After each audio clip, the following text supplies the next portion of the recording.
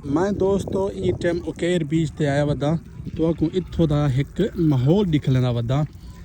ये देखो ये समंदर है, लोग अपना इंजॉय करना पाए दे प्यो। ये सामने इंजॉय करना पाए माशाल्लाह, फैमिली आया वजन ते दे प्यो। ये और उथा भी लोग वधे दिया।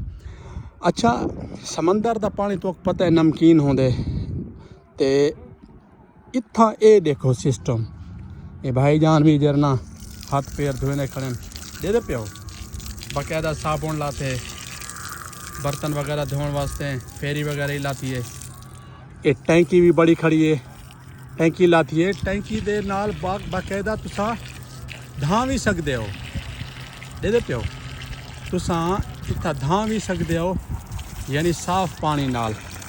ये दे प्यो, ये अपना जवान हाथ मुँह पैर धोना खड़े समंदर ते भी धाओ नाल साफ पानी नाल, इत्थां भी अपना फ्रैश थी वो रिफ्रैश थी वो। ये सिर्फ तो अल उकेर बीच ते ये देखण को माहौल मिल सी बस। मेरे ख्याल ते कहीं बे बीच ते कहना हो सी।